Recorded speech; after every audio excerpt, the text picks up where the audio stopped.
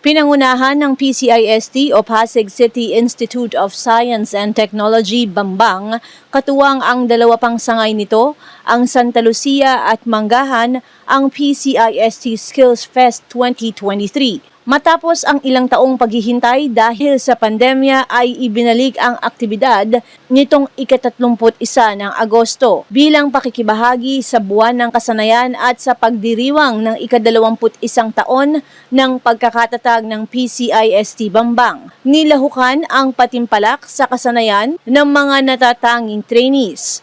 Dumating at nagpakita ng suporta si Mayor Vico Soto at Konsehala Cory Raimundo.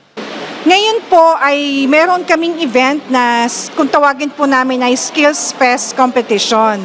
Ito po ay galing sa tatlong eskwelahan ng PCIST, which is PCIST Bambang, Santa Lucia, and Manggahan. So dito po namin ginanap ang venue ng Skills Competition composed of 13 po, 13 na iba't ibang skills na pagsasalihan po, pagpapaligsahan po ng mga estudyante po namin for today.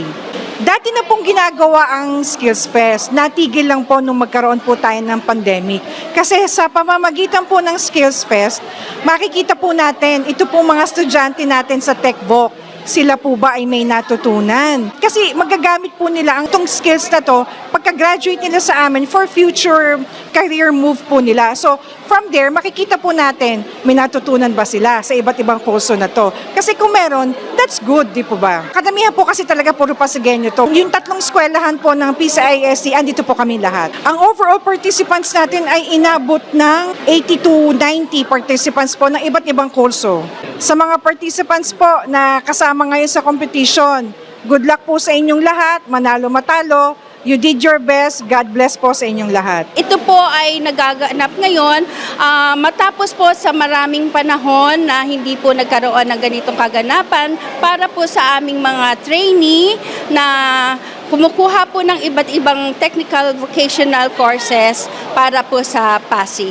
Dito po sa ating Skills Fest, hindi lamang po yung para magkaroon ng competition, kundi para po maipakita, mai-showcase ng ating mga trainee kung ano po yung mga natutunan nilang kasanayan para po sa ating mga ibinigay na mga training sa kanila. So, hindi po talaga competition to, kundi ito po ay pagpapakita ng kanilang mga kagalingan, ng kanilang skills po talaga. So meron po kami ngayon na automotive servicing, meron din po kami para sa beauty care, nail care, meron din po kami para sa aming pong hairdressing, at ganun din po sa aming pong bread and pastry, sa amin din pong cookery, sa art latte po, meron din kami sa ngayon, at building wiring, meron po kami, at meron din po sa massage therapy. So, ang iba pa pong mga ginagawa din nila dito ay yung sa IPAS po natin. So, yun po yung mga programa na kasakulukuyan ay amin pong ginaganap. Ang brainchild po nito ay PCIST Bambang. Since ginagawa po ang building ni Bambang, so dito po ginanap ito sa PCIST Manggahan.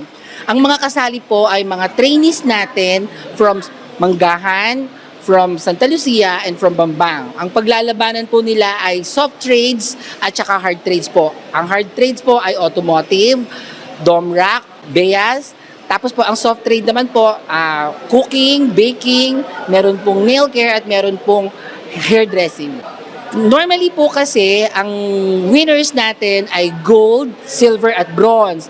Ang gold po na winner, normally po ay inilalaban natin yan sa Regional Skills Olympics na ang TESDA po ang nagtupad. Katulad ko po, I'm happy to say, produkto po ako ng PCIST. Nanalo po ako sa Regional Skills Olympics, 5 times po nag-gold ang Pasig during my time. Ang mga katuwang namin dito ay yung mga ibang instructors, nagtulong-tulong kami para maayos itong contest na ito. Pero ang malaki ho ang pagod at preparation ay ang PCIST Bambang, since sila po ang nag-isip ito at activity po nila ito. Ang mga graduate po natin at ang mga mananalo ay ire-refer po natin sa mga industry partners natin within Pasig or outside Pasig. Katulad po ng sa welding, meron po yan industry partners. Sa automotive po, I think ang industry partner natin dyan ay Toyota at Honda. Yun po naman sa mga Appliance repairs, ang LG po, partner po natin yan. Ako po sa hairdressing, ang partner ko po ay Derm Care Philippines. Normally po, ang mga graduates, regardless kung nanalo sila sa contest o hindi, ina-absorb po ng mga company. Ang PCIST ay bukas para sa mga Pasigueño na nais mapaunlad ang kanilang skills at mabago ang antas ng buhay gaya ni Renerio Trinidad Jr. So ang mga na-experience ko po ay nagkaroon po ako ng bahay sa Antipolo, tapos mayroon po akong bahay kubo doon, and then yun po yung napundar ko sa pagti-therapist ko. So, pero sa ngayon po, home service lang po ako. Ang service ko po doon sa Antipolo, Pasig. Home service lang po ang mga ginagawa ko. Tapos nag-BBP po ako sa mga terminal ng mga Pertuda, Amtoda, sa Antipolo. Dito din sa lahat po ng mga terminal dito, ako po yung nagmumonitor sa mga blood pressure. Nagpapasalamat po ako sa PCIST, lalo na po sa teacher ko, kay Ma'am Lilibet Kiano. Malaki po ang papasalamat ko at nakapag-aral po ako ng ganito at natulungan ko po ang sa sarili ko at nakatulong na din po ako sa mga pamangking ko. Nabigyan ko na din sila na at gusto ko silang pag-aralin sa ganitong sitwasyon sa TISDA. Mas malaki po ang bagay na nag-aaral tayo sa ganito po. Gusto ko pong madagdagan ang karagdagan ko. Ongoing po ako by September, hairdressing po. Tapos na din po ako sa Hilot Wellness. Tapos na din po ako sa nail care, beauty. Indin gupit na lang po ang kulang sa akin para magtayo ng parlor. Sana maraming biyaya ang laging dumarating sa akin at makatulong po ako sa mga katulad ko na gustong-gusto din nila mag-aral. Iga-guide ko po sila sa mga tamang daan. Sa mga manonood po ng iNews, iniimbitahan po namin ang buong Pasigueño. Bumisita po kayo sa isa sa mga eskwelahan po namin. Kung gusto nyo pong mag-enroll sa isa sa mga eskwelahan namin, may iba't ibang kurso po kaming ino-offer. Maraming bagay po kayong matututunan na magagamit po nyo talaga in the future. So yung qualified po dito, we offer free skills training sa PCIST. Bali, 3 po kami dito nga branches. So we have sa Bambang, sa Santa Lucia at sa Manggahan. So yung qualification po napakasimple lang. Kayo po ay isang Pasigueño at ganun po ay simple lang din na yung sa edad po ninyo kailangan mga 16 and above, wala pong pinipili kung kayo po ay senior. So pwede po kayo ditong kumuha sa amin ng kahit na anong kurso na gugustuhin nyo.